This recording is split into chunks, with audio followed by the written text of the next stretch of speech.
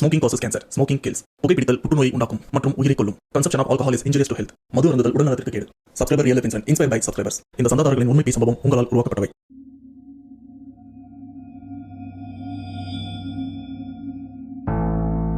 சமீபத்தில் என் நண்பனுடைய அப்பா எதிர்பாராத விதத்தில் இறந்தும் போயிட்டாரு. அவர் இறந்திருக்காரு அப்படின்னு அந்த இறுதி ஊர்வலம், அந்த அஞ்சலி செலுத்துறதுக்காக நானும் என்னுடைய சக நண்பர்களும் என்னுடைய ஃப்ரெண்டு வீட்டுக்கும் போயிருந்தோம். அண்ட் எங்களை மாதிரியே அந்த இடத்துல நிறைய பேர் அஞ்சலி செலுத்துறதுக்காகவும் வந்திருந்தாங்க. அதில் என்னாச்சுன்னு தெரியல, நிறைய பேர் சொல்லாமல் கொள்ளாமல் உடனே கிளம்பவும் ஆரம்பித்தாங்க. இந்த ஒரு விஷயம் ஆரம்பத்தில் எனக்கு பெருசாக படலை. ஏன்னா நம்ம ஊரில் இந்த சாவு வீடு கல்யாண வீடுனா கண்டிப்பாக சண்டை இல்லாமல் இருக்காது. அதே மாதிரி தான் இவங்க வீட்லேயும் ஃபேமிலி ப்ராப்ளம் போல இருக்கு, அதனால தான் சண்டை போட்டு போறாங்க அப்படின்னு நானும் அதை பெருசா எடுத்துக்கல. பட் போக போக தான் எனக்கும் புரிஞ்சது, இங்க இருந்து கிளம்புனவங்க ஏன் அந்த இறுதி ஊர்வலம் முடியறதுக்குள்ள கிளம்புனாங்க அப்படின்னு. ஏன்னா அதுக்கப்புறம் அந்த இடத்துல நடந்த அந்த அமானுஷ்யம் என் வாழ்க்கையையும் பாதிக்க ஆரம்பிச்சது. இதுல முக்கியமான ஒரு விஷயம் என்னன்னா, இந்த பிரச்சனை எங்க இருந்து ஆரம்பிச்சது, எப்படி ஆரம்பிச்சது அப்படின்னு ஸ்டில் இப்போ வரைக்கும் எனக்கும் தெரியல, என் நண்பனுடைய குடும்பத்துக்கும் தெரியல. அப்படிப்பட்ட ஒரு இடியாப்ப சிக்கல்னு சொல்லுவாங்க பாத்தீங்களா, அந்த மாதிரி ஒரு பேய் சிக்கல்ல நாங்களும் மாட்டி தவிச்சிட்டு இருக்கோம் அப்படின்னு நம்ம சப்ஸ்கிரைபரில் ஒருத்தர் அவங்க லைஃப்பில் நடந்த ஒரு உண்மை பேய் சம்பவத்தை நமக்கும் ஷேர் பண்ணியிருக்காங்க. அதை பற்றி தான் இப்போ நாம் தெளிவாக பார்க்க போகிறோம். ஆனால் அதுக்கு முன்னாடி இந்த மாதிரி பேய் சம்பவம் உங்கள் லைஃப்பில் நடந்திருக்கா, அப்படி நடந்ததுன்னா அதை நீங்கள் என்கிட்ட ஷேர் பண்ணணும்னு நினச்சிங்கன்னா டிஸ்பிளேல தெரிகிற இந்த வாட்ஸ்அப் நம்பருக்கு உங்கள் லைஃப்பில் நடந்த அந்த பேய் சம்பவத்தை ஒரு வாய்ஸ் நோட்டாக எனக்கு நீங்கள் ஷேர் பண்ணுங்கள். அப்படி ஷேர் பண்ணுற அந்த உண்மை சம்பவம் உண்மையிலே த்ரில்லிங்காக இருந்ததுன்னா கண்டிப்பாக நம்ம சேனலில் போஸ்ட் பண்ணுறேன். ஸோ ஓவராக பேசாமல் வீடியோவில் போகலாம். நீங்கள் நம்ம சேனல் புதுசுனா மறக்காமல் சேனல் சப்ஸ்கிரைப் பண்ணுங்கள், பெல் பட்டன் கிளிக் பண்ணுங்க. இப்போ நம்ம வீடியோல போலாம்.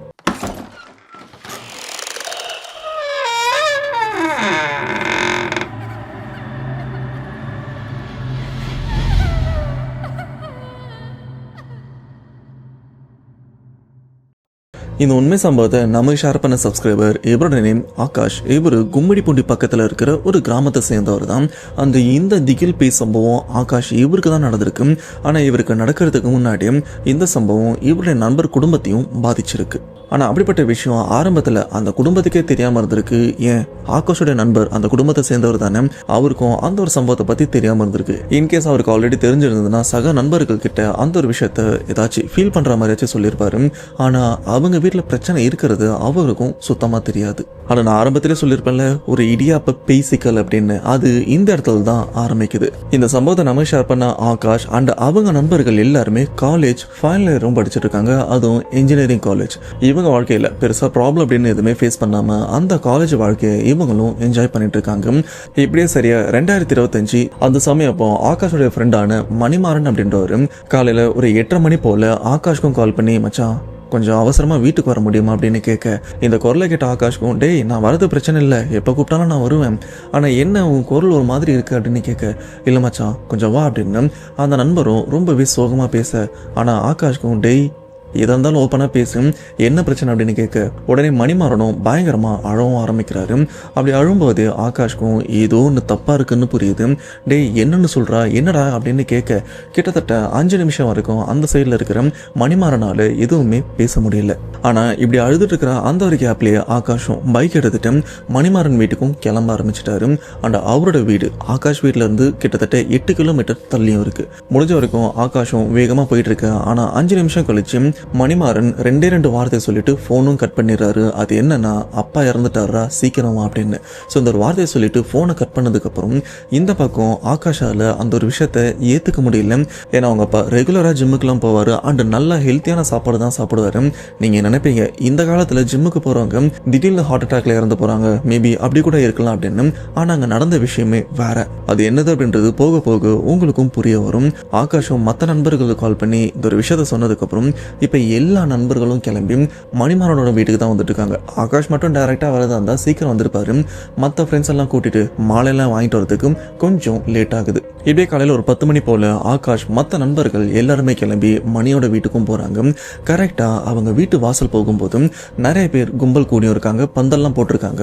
அண்ட் இவங்க வாங்கிட்டு வந்த மாலையை வந்து அவங்க அப்பாவுக்கு அந்த இறுதி அஞ்சலி செலுத்துறதுக்காக அந்த மாலையை அவருடைய உடம்பு மேலேயும் போடுறாங்க. போட்டுட்டு கொஞ்ச நேரத்தில் அந்த இடத்துல நிற்கிறாங்க. ஆனா இவங்க நிக்கிறது என்னவோ ஒரு 5 நிமிஷம் தான். அந்த 5 நிமிஷத்துக்கு முன்னாடி அந்த இடத்துல கிட்டத்தட்ட ஒரு 80 to 100 பேர் வரைக்கும் இருந்ததான் ஆகாஷும் குத்துமதிப்பா சொல்லியிருக்காரு. ஆனா அந்த மாலை போட்ட அடுத்த 5 நிமிஷத்துக்குள்ள பாத்தீங்கன்னா அங்க இருக்கிற ஆல்மோஸ்ட் ஒரு 50 பேர்கிட்ட அந்த இடத்த விட்டும் கிளம்பிடுறாங்க. என்னப்பா இதெல்லாம் ஒரு விஷயமா? இந்த மாதிரி சபை வீட்டுக்கு வந்தா ரொம்ப நேரம்லாம் இருக்க மாட்டாங்க, உடனே கிளம்பிடுவாங்க அப்படின்னு உங்கள ஒரு சில பேர் யோசிக்கிறதுக்கு வாய்ப்பு இருக்கு. அது உண்மைதான், நான் இல்லைன்னு சொல்லல.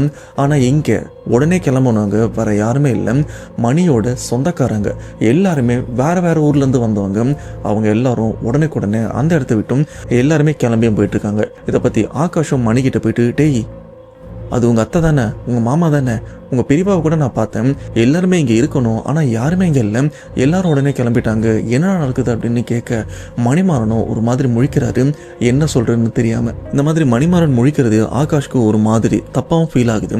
ஏதோ ஒரு விஷயம் எனக்கு தப்பா ஃபீல் ஆகுற மாதிரி இருக்கு, இதா இருந்தாலும் வெளிப்படையா சொல்றான், நான் உன்னுடைய நண்பன் தானே அப்படின்னு கேட்க இப்போ மணி என்ன பண்றாருன்னா ஆகாஷோட கையை பிடிச்சி தனியா அந்த இடத்த விட்டு தள்ளியும் போறாங்க. அதாவது ஆட்களே இல்லாத இடத்துல ஏதோ ரகசியம் பேசுற மாதிரி தனியாவும் போயிடுறாங்க. அந்த இடத்துல மணி ஆகாஷோட கையை ரொம்பவே இறுக்கமா பிடிச்சி கூட்டு போகும்போது ஆகாஷ்க்கும் ஏதோ ஒன்று பெருசா தப்பா நடந்திருக்கு அப்படின்னு அவரும் கொஞ்சம் மனசை திடமா வச்சுட்டு அந்த இடத்த விட்டும் நகர்ந்து போறாரு.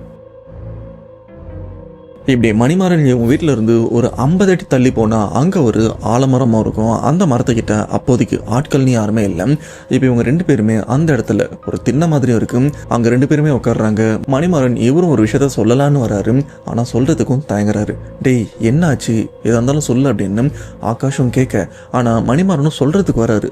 அப்படி சொல்றதுக்கு வரும்போது பாத்தீங்கன்னா ஆகாஷ் ஒரு நிமிஷம் இரு, யார் அது, ரொம்ப நேரமா நம்மளே ஒரு மாதிரி பார்த்துட்டு இருக்கான், ஹலோ உங்களுக்கு என்ன வேணும் அப்படின்னு ஆகாஷம் இங்கிருந்து கேட்குறாரு.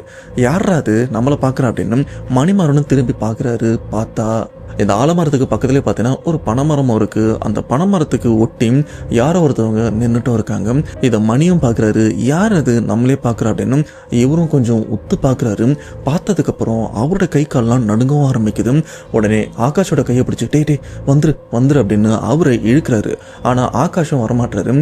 டேய் எதுக்கு நீ இப்போ பயப்படுற, என்ன அந்த ஆளு வந்துட்டு அதனால் பிரச்சனை பண்ணுறானா, இரு நான் போய் பேசுகிறேன் அப்படின்னு ஆகாஷம் எந்திரிச்சு கொஞ்சம் முன்னோக்கி போகும்போது மணிமாறனும் கையை பிடிச்சி எடுத்துட்டே சொல்கிறேன்ல வா போகலாம் அப்படின்னு தரன்னு எழுத்துட்டும் வேற பக்கமாக போயிடுறாங்க. ஆனால் அந்த மரத்துக்கிட்ட நிற்கிற அந்த நபர் ஆடாமல் அசையாமல் ஆகாஷ் அண்டு மணி இவங்க 2 பேரையுமே தான் ஒரு மாதிரி பார்த்துட்டும் இருக்காரு. அது ஒரு பார்க்குற விதம் எப்படி இருக்குன்னா தலையை இப்படி வச்சுட்டு பார்த்தா எப்படி இருக்கும் அந்த மாதிரி பார்த்ததான் ஆகாஷும் சொல்லியிருக்காரு. இப்போ அந்த ஆலமரத்துலேருந்து தள்ளி வந்துடுறாங்க. அந்த இடத்துல ஒரு பழைய வீடும் இருக்குது. அந்த வீட்டில் ரொம்ப வருஷமாக ஆட்களும் இல்லை, எப்பவும் பூட்டி தான் இருக்கும்.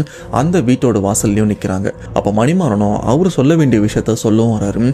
மச்சான் என்னன்னு தெரியலடா, சமீபமாவே எங்க வீட்டை சுத்தி எல்லாமே தப்பா நடந்துட்டு இருக்கு. ஆனா இந்த பிரச்சனை எங்க ஆரம்பிச்சது, எப்படி ஆரம்பிச்சது அப்படின்னு இப்ப வரைக்கும் எனக்கும் தெரியல. ஆனா ஃபர்ஸ்ட் இந்த பிரச்சனை ஆரம்பிச்சது எங்க அப்பாவுக்கு தாண்டா. எங்க அப்பா ஒரு நாள் வேலைக்கும் போயிட்டு வந்திருக்காரு. ஆனா போயிட்டு வந்ததுல இருந்து அவரும் சரியில்லை, திடீர்னு ஆழவும் ஆரம்பிக்கிறாரு. நான் எதுவுமே பண்ணல, அது என்ன கொல்ல வருது, ஏன்னு தெரியல, அது பாக்குறதுக்கே பயமா இருக்கு அப்படின்னு ஒரு மாதிரி பைத்தியம் மாதிரி பேசுறாரு. ஆரம்பத்துல நாங்க ஏதோ இது காத்துக்கருப்போட வேலை அப்படின்னு தான் நினைச்சோம். அவரையும் கோயிலுக்கெல்லாம் கூட்டு போனோம், பெருசா எதுவும் இல்லை சொல்லி அனுப்பிட்டாங்க.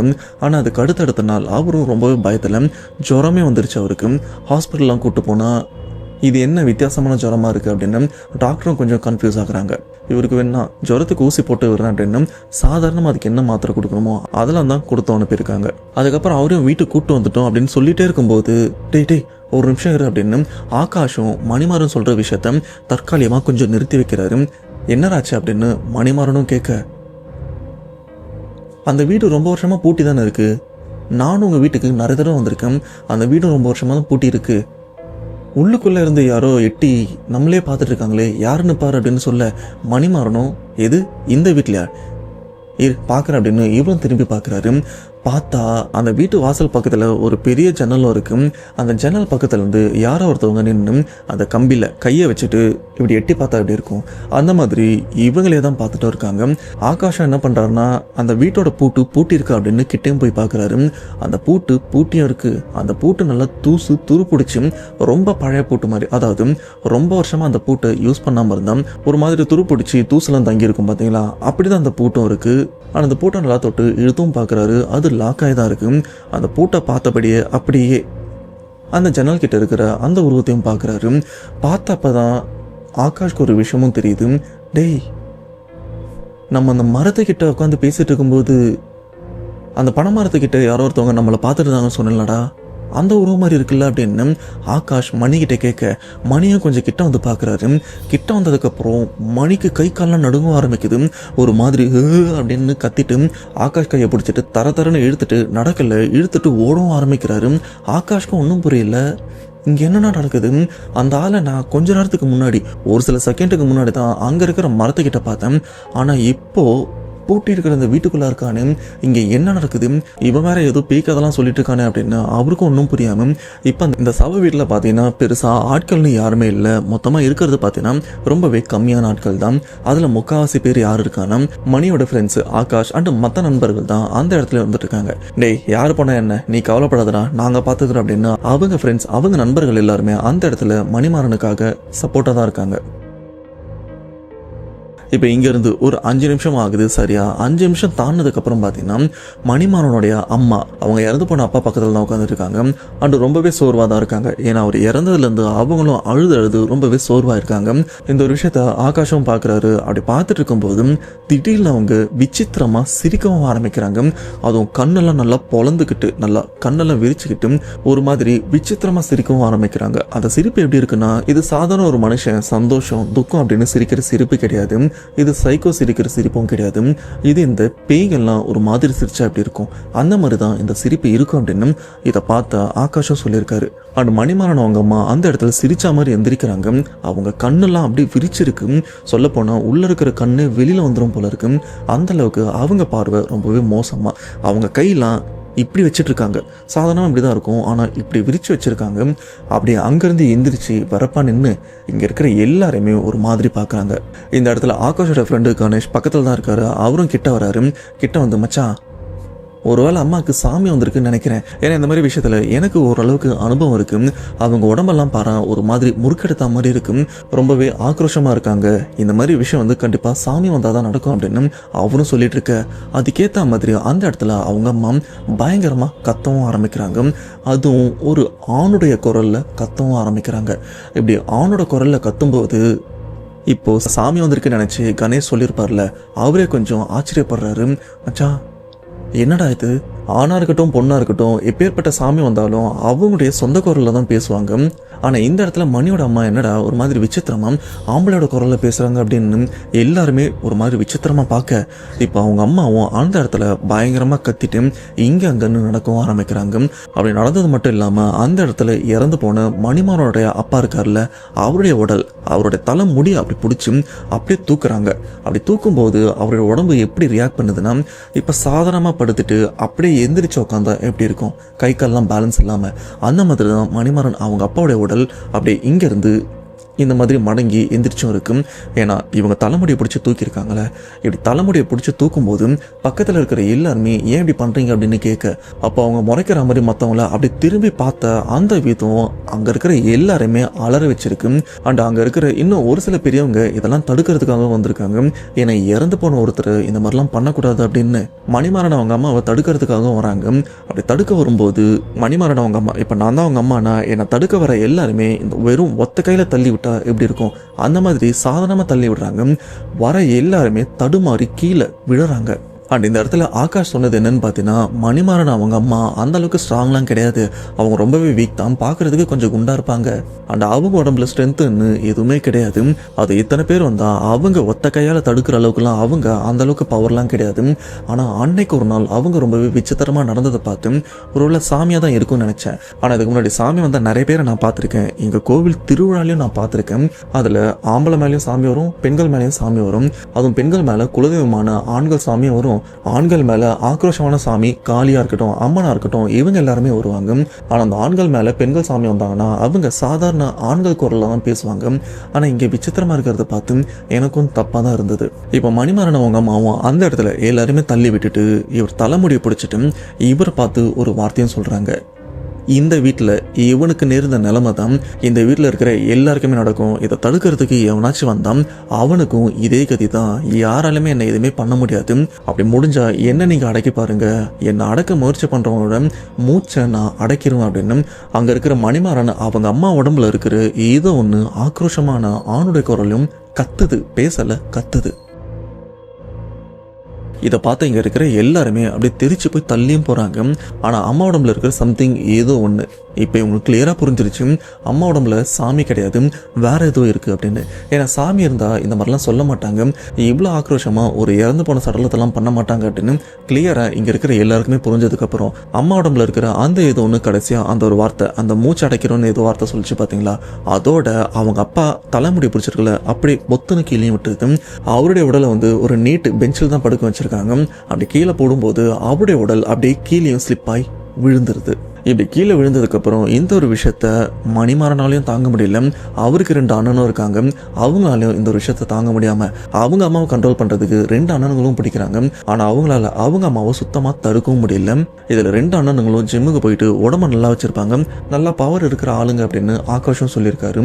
ஆனால் அவங்களாலையும் அவங்கள தடுக்கவும் முடியல. சரி, இவங்கள தான் தடுக்க முடியல, கீழே விழுந்திருக்கிற அப்பாவுடைய உடம்பை வச்சு எடுத்து மேலே வைக்கலாம் அப்படின்னு அண்ணன்கள் அவரோட உடம்பு எடுத்து மறுபடியும் மேலே எடுத்து வைக்கிறாங்க. இப்ப இந்த இடத்துல விசித்திரமா நடந்திருக்கிற அம்மாவும் ஒரு மாதிரி பயங்கரமா ஆக்ரோஷமா சிரிச்சிட்டு அந்த இடத்த விட்டு வீட்டுக்குள்ள வேகமா ஓடுறாங்க. சாதாரணமா இல்ல, வேகமா ஓடுறாங்க. இப்படி ஓடுறத பார்த்து மணிமாறனா இருக்கட்டும் அவங்க அண்ணன்களையும் ஒரு மாதிரி அதிர்ச்சியோட பாக்குறாங்க. ஏன்னா அவங்க சில நேரம் நடக்கிறதுக்கு கொஞ்சம் கஷ்டப்படுவாங்க. அப்படி இருக்கிறவங்க சாதாரண ஒரு வயசு பொண்ணு, சின்ன பொண்ணுங்களாம் எப்படி வேகமா ஓடுவாங்க, அந்த மாதிரி இவங்களும் வேகமா ஓடுறத பார்த்து ஒரு மாதிரி அதிர்ச்சியில நிக்கிறாங்க. இப்படி வீட்டுக்குள்ளே ஓடினம்மா என்ன பண்ணாங்கன்னு தெரியல, அங்கே டமால் டிம்னு சத்தம்லாம் கேட்குது, இந்த பொருட்கள்லாம் தூக்கி அடிக்கிற மாதிரி. உடனே 2 அண்ணன் மணிமாறன் அண்ட் ஆகாஷ் இவங்க 4 பேருமே அவசர அவசரமாக வீட்டுக்குள்ளே போகிறாங்க. ஒருவேளை தடிக்க கீழே விழுந்துட்டாங்களா அப்படின்னு. ஏன்னா அவங்க அம்மா இருக்கிற வெயிட்டுக்கு தடிக்க கீழே விழுந்தாங்கன்னா அவங்களுக்கு பயங்கரமாக அடிப்படும். அதனாலே பயத்தில் இவங்களும் வீட்டுக்குள்ளே போய் பார்க்குறாங்க. பார்த்தா அம்மா பெட்ரூமில் இல்லை, ஹாலில் இல்லை, கிச்சன்லேயும் இல்லை, ஏன் பாத்ரூம்லேயும் இல்லை. எங்கேருந்து சத்தம் வருது அப்படின்னு இவங்களை யோசிக்க, டேய் பூஜை ரூமை பாடுறா அப்படின்னு ஆகாஷும் சொல்றாரு. எல்லாரும் பூஜை ரூம் கிட்ட வந்து பார்த்தா அந்த பூஜை ரூமில் இருக்கிற சாமி சிலைகள், ஃபோட்டோவாக இருக்கட்டும், அந்த சாமி சம்மந்தப்பட்ட எந்த பொருளுமே அங்கே நிலையா இல்லை, எல்லாத்தையுமே தூக்கி போட்டு சுக்குநூறாக உடச்சி வச்சிருக்காங்க. ஆனால் இதில் இன்னும் அதிர்ச்சியோட்டும் மோசமான விஷயம் என்ன தெரியுமா, இந்த வெங்கலத்தால் ஆன காமாட்சி அம்மன் விளக்கு இது நார்மலாக எல்லா ஹிந்து வீட்லேயும் இருக்கும். மோஸ்ட்டாக நிறைய பேர் நீங்கள் அதை பார்த்துருப்பீங்க. இப்போ அந்த விளக்கும் அந்த இடத்துல சதுரையும் இருக்குது. அது பார்க்குறதுக்கு எப்படி தெரியுமா இருக்குது, ஒரு பேப்பரை கையால் கசக்கி தூக்கி போட்டால் எப்படி இருக்கும் அந்த மாதிரி அந்த விளக்கு நல்லா நசுங்கி பேப்பர் மாதிரி கசங்கியும் ஓரமாக இருக்கும். இதை பார்க்கும்போது இவங்களுக்கு ஒன்றும் புரியல. சரி, இந்த விளக்காச்சு கொஞ்சம் சின்னதாக இருக்கும். குத்து விளக்கு அவங்க வீட்டில் கிட்டத்தட்ட 1 அடியிலிருந்து 1.5 அடியும் இருக்கும். குத்து விளக்கு இன்னமும் ஸ்ட்ராங்காக இருக்கும். சாதாரண ஒரு மனுஷன் அதை வளைக்கிறது சாத்தியமில்லாது தான். இப்போது அந்த குத்து விளக்கும் பார்த்தீங்கன்னா ஏதோ ரப்பரை வளைச்சி போட்ட மாதிரி அந்த குத்து விளக்கும் அங்கங்கன்னு சதறியும் இருக்கு. சொல்லப்போனால் இந்த ஒரு விஷயத்தை பார்க்கும்போது ஆகாஷ்க்கு உடம்புல உயிரே இல்லை. ஏன்னா அந்த வீட்டுக்குள்ள சாத்தியமில்லாத அப்படிப்பட்ட விஷயங்கள்லாம் நடந்தும் இருக்கு. அதுவும் பலவீனமான அவங்க அம்மாவால இந்த ஒரு விஷயமா நடந்திருக்கிறத பார்த்து இவரால் நம்பவும் முடியல. அப்போ ஆகாஷ் என்ன பண்றாருன்னா மணிமாறன் கிட்ட, டேய் இந்த விளக்கெல்லாம் ஆல்ரெடி இந்த மாதிரி நசுங்கி இருந்ததா இல்லை இப்போதானா அப்படின்னு அவர்கிட்டையும் கேட்க, மச்சான் நேற்றுலாம் இதெல்லாம் நல்லா தான்டா இருந்தது. அண்டு நேற்று எங்கள் வீட்டில் எங்கள் அம்மா விளக்கெல்லாம் ஏற்றி வச்சாங்கடா. ஏன்னா நேற்று விளக்கேற்றுற எண்ணெய் இல்லை அப்படின்னு என்ன தான் வாங்கிட்டு வர சொன்னாங்க. நான் தான் வாங்கிட்டு வந்தும் கொடுத்தேன். அப்போ அவங்க பூஜை ரூமில் தான் இருந்தாங்க. இப்போ நீ பார்க்குற நசுங்கி இருக்கிற இந்த எல்லா விளக்குமே நேற்று நல்லா தான் இருந்தது, நல்லா எரிஞ்சிட்டு தான் இருந்தது. ஆனால் இதை நசுக்கிற அளவுக்கு எங்கள் அம்மாவுக்கு எப்படி தெம்பு வந்ததுன்னு தெரியாமல் அவரும் பயங்கரமாக அழவும் ஆரம்பிக்கிறாரு. சரி இதெல்லாம் விடு, அம்மா எங்கடா அப்படின்னு யோசிக்க, இவங்க வீட்டில் இருக்கிற பூஜை ரூம் கொஞ்சம் நல்லா பெருசாக இருக்கும். இப்போ அந்த பூஜை ரூமில் லைட் எதுவுமே போடலை, இருட்டாக தான் இருந்துட்டு இருக்கு. வெளியிலேருந்து வர வெளிச்சம் அந்த பூஜை ரூமில் ஓரளவுக்கு போதுமாக இருக்கும். ஆனால் அந்த மூளை பகுதி கார்னர்லலாம் பார்த்தீங்கன்னா இருட்டாக தான் இருக்குது. இப்போ அம்மா எங்கன்னு யோசிச்சுட்டு இருக்கும்போதும் மூளையில் இருட்டாக இருக்கிற இடத்துல இருந்து அப்படின்னு சிரிக்கிற சத்தமும் கேட்குது. திடீர்னு அந்த இருட்டிலேருந்து ஒரு மாதிரி ஆக்ரோஷமாக கை இப்படி தான் சொன்னாங்க, கையை இந்த மாதிரி வச்சுட்டு ஓடி வராங்க. அப்படி ஓடி வரும்போது இங்கே இருக்கிற 2 அண்ணன் ஆகாஷ், மணி இவங்க 3 பேருமே அவங்க அம்மாவோட கையை பிடிச்சி தடுக்க முயற்சி பண்ணுறாங்க. ஆனால் இவங்க 4 பேருமே ரொம்பவே அசால்ட்டாக தள்ளி விட்டு அவங்களும் அந்த பூஜை ரூமை விட்டு வெளியில் போகிறாங்க. அப்படி வெளியில் போனவங்க திடீர்னு அந்த இடத்துல எதிலோ இடிச்சிட்டு கீழே விழுந்தா எப்படி இருக்கும் அந்த மாதிரி சத்தமும் கேட்குது. இவங்களும் பதறி அடித்து போய் பார்க்குறாங்க. பார்த்தா அம்மா அங்கே இருக்கிற ஒரு சவத்தில் இடித்து அங்கேயே கீழே விழுந்திருக்காங்க. தலையில் அடியும் பட்டிருக்கு. அப்படி கீழே விழுந்ததில் அவங்களும் மயங்கி இருக்காங்க. இப்போ மயங்கி விழுந்ததுனால அந்த ஆக்ரோஷம் எதுவுமே இல்லாமல் அவங்க சுயநினைவு இல்லாமல் இருக்காங்க. இப்படிப்பட்ட சூழ்நிலையில இவங்க மயங்கி இருக்கிறதே நல்லது அப்படின்னு 2 அண்ணனுங்களும் என்ன பண்றாங்கன்னா அம்மாவை அப்படியே தூக்கிட்டு பெட்ரூம்ல பெட்டும் இருக்கு அதில் படுக்க வச்சுறாங்க. அடிப்பட்ட இடத்துல நல்லா அந்த ரத்தத்தெல்லாம் தொடச்சிட்டு வீட்டில் மஞ்சளை குழைச்சி அந்த மஞ்சளை அவங்க நெத்திலையும் வச்சு விட்டுறாங்க. ஏன்னா அடிப்பட்டது ரொம்ப பெருசெல்லாம் படல, ஓரளவுக்கு பட்டிருக்கு, ரத்தமாக வந்திருக்கு. அதெல்லாம் தொடச்சிட்டு தான் அந்த மஞ்சள் பத்தையும் போட்டுட்டு இப்போ வெளியில் அப்பாவுக்கு இறுதியாக செய்ய வேண்டிய விஷயங்கள், அவர் குளிப்பாட்டுறது, அவருக்கு அந்த மாத்து துணி அப்படின்னு ஒரு சில விஷயங்கள்லாம் இருக்கு. அதெல்லாம் நல்லபடியாக பண்ணியும் முடிக்கிறாங்க. அதை பண்ணி முடிச்சதுக்கப்புறம் இப்போ மணிமாறன் என்ன பண்ணுறாருன்னா, சரி டைம் ஆயிடுச்சு, இவருக்கு செய்ய வேண்டிய விஷயம்லாம் செய்யணும், அதுக்கு அம்மா பக்கத்தில் இருக்கணும், ஏன்னா அவங்களுக்கும் ஒரு சில விஷயங்களை செய்ய வேண்டி இருக்குது அப்படின்னு அக்கம் பக்கத்தில் இருக்கிறவங்களாம் சொல்கிறாங்க. அவங்கள போய் கூப்பிட்டு வரலாம் அப்படின்னு மணிமாறனும் அவங்க அம்மாவை போய் கூப்பிடலாம் அப்படின்னு எழுப்புறாங்க. ஆனால் அவங்க அம்மா எந்திரிக்கவும் இல்லை. அதுக்குன்னு அவங்களுக்கு ஏதாச்சும் ஆயிடுச்சான்னு கேட்டிங்கன்னா அப்படிலாம் ஆகலை, உயிரெலாம் இருக்கு, நல்லா மூச்சு விடுறாங்க. ஆனால் என்ன எழுப்பினாலும் அவங்களால அந்த சமயம் எந்திரிக்கவும் முடியல.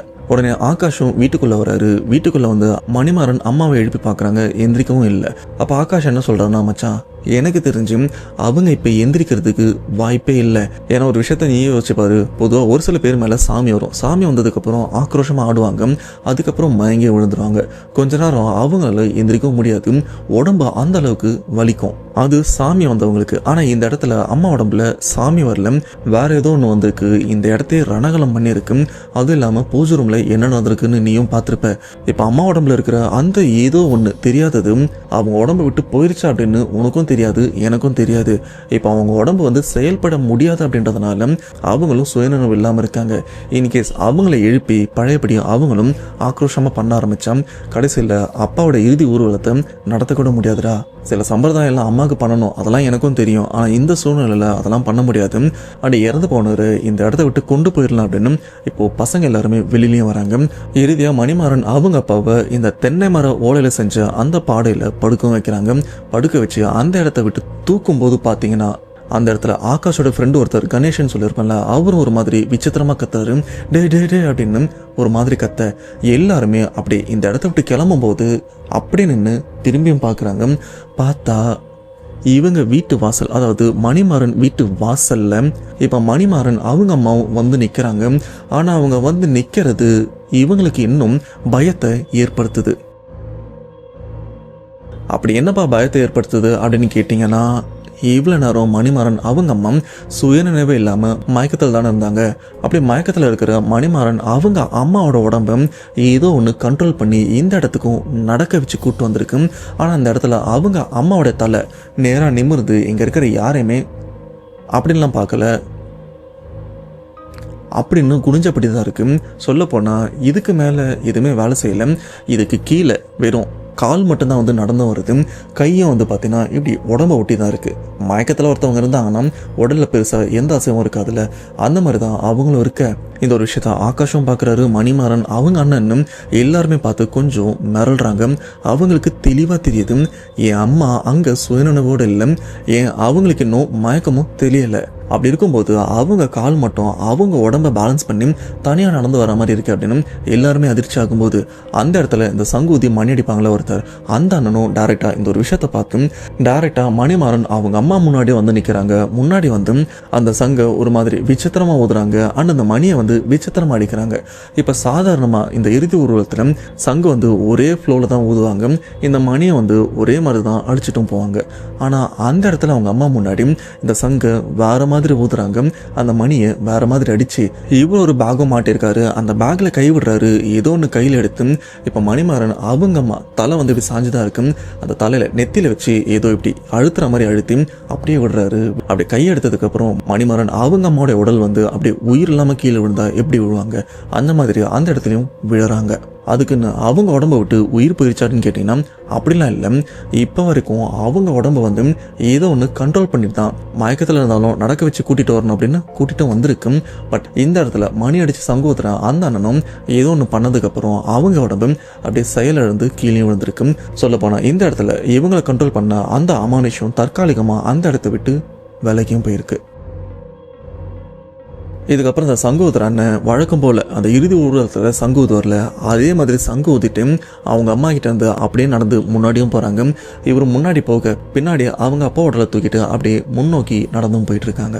சரியா மணிமாறன் இவங்க வீட்டில் இருந்து அந்த சுடுகாடு கிட்டத்தட்ட 3 to 4 கிலோமீட்டர் வரைக்கும் இருக்குன்னு சொல்லியிருக்காங்க.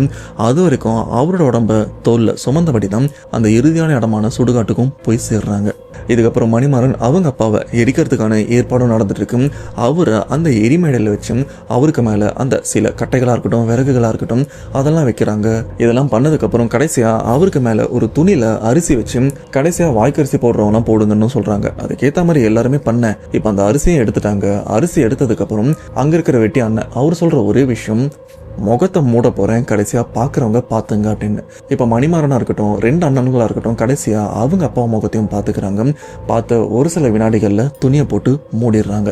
அப்படி மூடினதுக்கப்புறம் அங்கே இருக்கிற மாட்டு சாணியோட வரட்டி இருக்குல்ல, அந்த வரட்டி எடுத்து அவருடைய முகத்தில் அப்படி வைக்கலான்னு வரும்போது பார்த்தீங்கன்னா அவருடைய முகம் இப்போ துணியால் மூடி இருக்குல்ல, அந்த துணியை யாரோ இப்படி இழுத்து விட்டா மாதிரி அந்த துணியும் நகர்ந்துருக்கு. அவருடைய முகமும் தெளிவாக தெரியுது.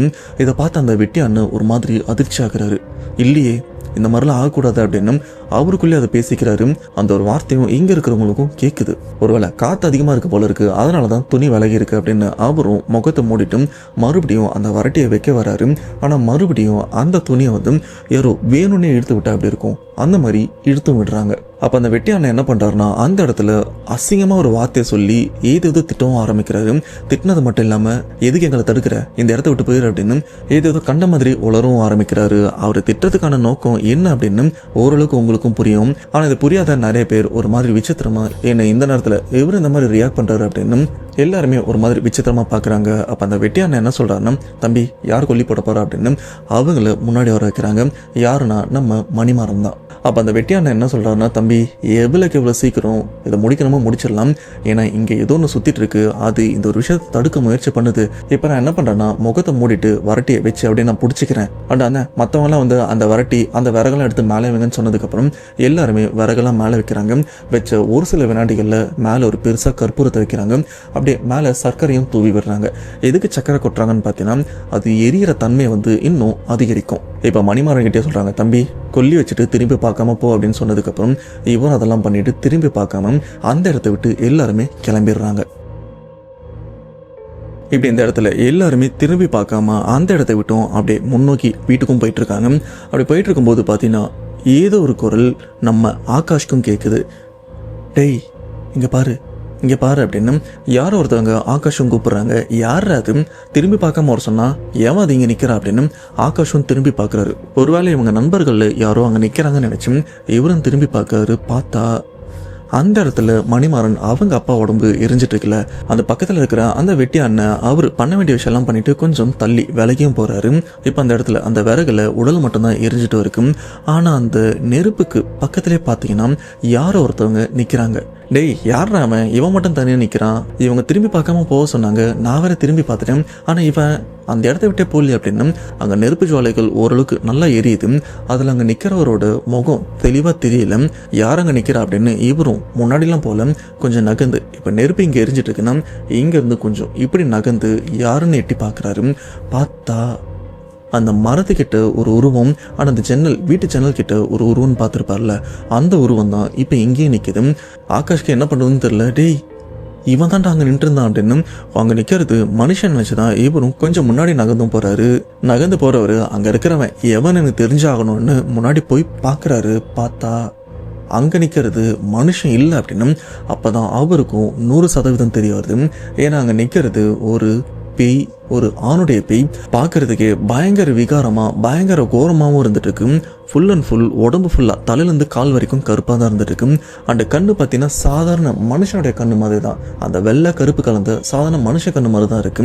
ஆனால் உடம்புல சதை எல்லாமே பார்த்தீங்கன்னா ஃபுல் அண்ட் ஃபுல் கருப்பாக இருந்து அந்த கருப்பாக இருக்கிற தசை எல்லாமே வெடிப்பு விட்டு அந்த வெடிப்பில் ரத்தம் வந்தால் எப்படி இருக்கும் அந்த மாதிரி தான் அந்த உருவமும் கோரமாக நின்றுருக்கு. அந்த தலையில் ஒரு முடி கூட இல்லை, தலையில் மட்டும் இல்லை உடம்பு ஃபுல்லாக முடியும் இல்லை. அப்போ தான் ஆகாஷ் ஒரு விஷயத்தையும் நோட் பண்ணுறாரு. அங்கே நிற்கிற அந்த உருவத்தோட உடம்புல துளி கூட துணி கிடையாது, நிர்வாணமாக தான் நிற்குது, அது ஒரு பேய் அப்படின்னு. இப்படி ஆகாஷ் இங்கேருந்து பார்க்குற இந்த ஒரு விஷயத்த அந்த சுடுகாட்டில் இருக்கிற அந்த வெட்டி அண்ணன் அவரும், டேய் எதிர திரும்பி பாக்குற, அதான் நிக்கூடாதுன்னு சொன்னல போடா அப்படின்னு அவரு அங்க இருந்து கத்த. ஆனா ஆகாஷும் அந்த அண்ணனை பார்த்துட்டு அப்படியே அந்த உருவத்தை பார்க்கும்போது அந்த அண்ணனும் என்ன பாக்குறான் அப்படின்னு அங்க இருக்கிற அந்த உருவத்தையும் பாக்குறது. பார்த்ததுக்கு அப்புறம் அந்த வெட்டி அண்ணனும் கொஞ்சம் பதறியும் போறாரு. தம்பி தம்பி இங்க நிக்காதுப்பா, போயிருப்பா அப்படின்னு ஆகாஷ இந்த இடத்த விட்டு விரட்டி விடுறாரு. அந்த கொஞ்ச நேரத்துக்கு அந்த வெட்டி அண்ணன் அந்த சுடுகாட்டுல இருந்து கொஞ்சம் விலகி அங்க சின்னதா கோவில் மாதிரியும் இருக்கு, அந்த கோவிலுக்குள்ளயும் போய் உட்காந்துக்கிறாரு. ஆனா இங்க நடந்த இந்த ஒரு விஷயத்த ஆகாஷ் வேற யாருக்கிட்டுமே சொல்லல. இங்க நிக்க கூடாது, போயிடலாம் அப்படின்னு சொல்லிட்டு இவரும் நகர்ந்து போயிடுறாரு. ஆனா ஆகாஷ் மட்டும் தான் இந்த ஒரு விஷயத்த பார்த்தாருன்னு கேட்டீங்கன்னா அவரு மட்டும் பார்க்கல. கணேஷன் ஒரு நண்பர் இருப்பார்ல, அவர் இந்த ஒரு விஷயத்த பார்த்திருக்காரு. ஆனா அவருக்கு தெரியாது அங்க இருக்கிறது உருவம் அப்படின்னு.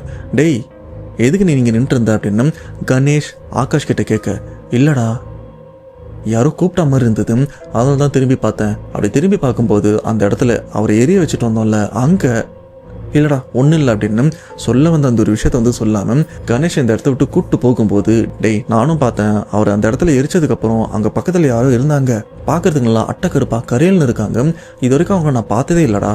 ஆமா அவங்க எதுக்கு அவ்வளோ கிட்ட அந்த நெருப்பு கிட்ட நிக்கிறாங்கன்னு அப்படின்னு கேட்க, அப்பதான் ஆகாஷ்க்கும் புரியுது, ஐயோ இவனும் பார்த்துருக்கான் போல இருக்கே அப்படின்னு. ஆனா கணேஷை பொறுத்த வரைக்கும் அங்க நின்ன அந்த உருவம் பேய்லாம் இல்லை, ஏதோ மனுஷன் அப்படின்னு தான் நினைச்சிட்டு இருந்தாரு.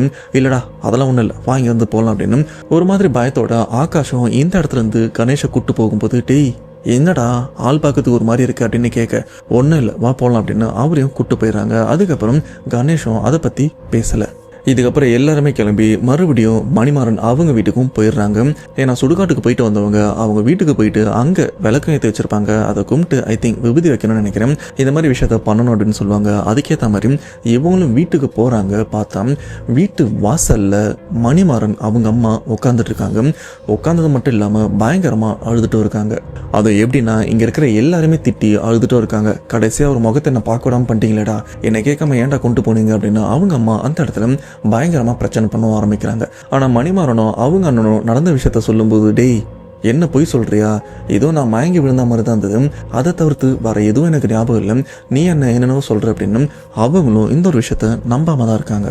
இப்போ அவங்க அம்மா கிட்ட என்ன சொல்லி புரிய வைக்கிறதுன்னு தெரியல. ஏன்னா அந்த இடத்துல அவங்க நடந்துகிட்ட விதமே வேற. இருந்தாலும் ரெண்டு அண்ணன் அண்டு மணிமாறன் இவங்க 3 பேருமே கோவத்தோட உச்சத்துல இருந்திருக்காங்க. ஏன்னா அவங்க அம்மா எதனால இப்படி பண்ணாங்க அப்படின்னு அவங்களுக்கும் புரியல, அவங்களை சுத்தி என்ன நடக்குதுன்னு புரியாம கோவத்துல அவங்க அம்மாவை கூட்டிட்டு போயிட்டு வா அப்படின்னு பூஜை ரூமுக்கும் கூட்டு போறாங்க. பூஜை ரூம் கூட்டு போனதுக்கு அப்புறம் அவங்க அம்மா இன்னும் கதறவும் ஆரம்பிக்கிறாங்க. அட பாவீங்களா, எப்படா இதெல்லாம் உடைச்சிங்க அப்படின்னு அம்மா அப்படியே வேற மாதிரி பேசுறாங்க. ஏன்னா சொல்ல போனா அவங்க உடம்பு வேற ஏதோ ஆட்டி படைச்சிட்டு இருந்தது, அங்க என்ன நடந்தது அப்படின்னு அவங்களுக்கும் தெரியல. அதுக்கப்புறம் மணிமாறனும் பொறுமையா அவங்க அம்மா உட்கார வச்சு, மா நீ இப்படிதாம்மா பண்ண, இந்த மாதிரி தான் ரியாக்ட் பண்ண அப்படின்னு பொறுமையா ஒரு விஷயமா சொல்ல அப்பதான் அவங்களுக்கும், நான் லாஸ்ட்டாக அவங்க அப்பா பக்கத்தில் உட்காந்துட்டு இருந்தாண்டா எனக்கு ஞாபகம் இருக்குது, அதுக்கப்புறம் நான் கண்ணை முழிச்சு பார்க்குறேன் பெட்டில் இருக்கேன் அப்படின்னு, அண்ட் என் உடம்பு ரொம்பவே டயர்டாக இருக்குது, ஏதோ அடிச்சு போட்ட மாதிரி வலியாக இருக்குது, ஒருவேளை நீ சொல்கிறது உண்மையாக தான் இருக்குமா அப்படின்னு அவங்க அம்மாவும் அந்த ஒரு விஷயத்த ஓரளவுக்கு அக்செப்ட் பண்ணிக்கிறாங்க. இது சரியா மணிமாறன் அவங்க அப்பா இருந்து ஒரு 2-3 நாளும் போகுது. மணிமாறன் அவருக்கும் ஒரு மாதிரி ஏதோ ஒரு தொந்தரவை அவரால் உணரவும் முடியுது.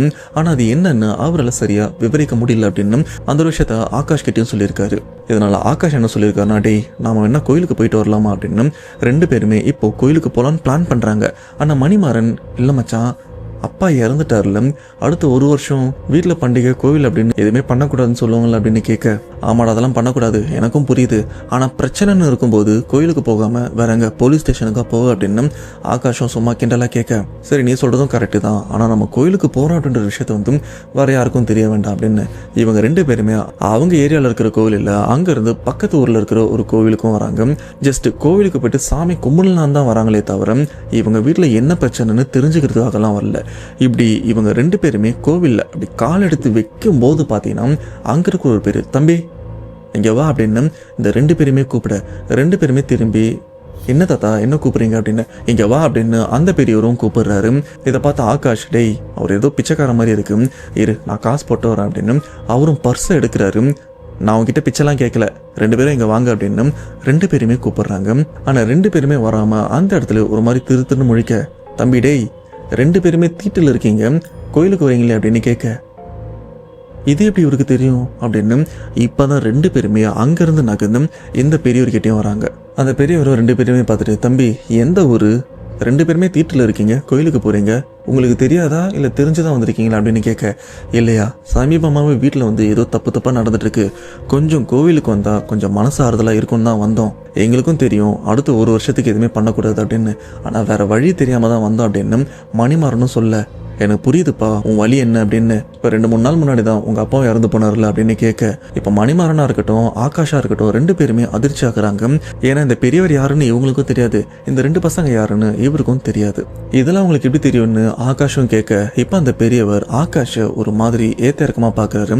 பார்த்தது மட்டும் இல்லாமல் இப்போ ஆகாஷ் இங்கே இருக்காருன்னா அப்படியே சைடில் அப்படின்னு ஆகாஷுக்கு பின்னாடி யாரோ இருக்கிற மாதிரி திரும்பியும் பார்க்குறாரு. தம்பி, நீங்கள் இந்த கோயிலுக்கு 2 பேரும் வந்தால் தான் நினைக்கிறீங்கல்ல, ஆனால் உன் கூட இன்னொருத்தனை வந்திருக்கான், அவன் தான் உங்கள் வீட்டில் இருக்கிற எல்லா பிரச்சனைக்கும் காரணம். இப்போ மணிமாறனை கையை காமிச்சு உங்கள் வீட்டில் பிரச்சனை பண்ணி என்னென்ன பண்ண முடியுமோ பண்ணிட்டான், ஆனால் அது இன்னும் முழுசாக முடியல. அது முடிஞ்சதுக்கப்புறம் அடுத்து தம்பி இவன் வீட்டில் என்ன நடந்தோ சேம் அதுதான் உன் வீட்லையும் நடக்கும் அப்படின்னு அந்த பெரியவர் ஆகாஷ் கிட்ட சொல்லும்போது ஆகாஷ்க்கு கை கால்லாம் நடுங்கவும் ஆரம்பிக்குது.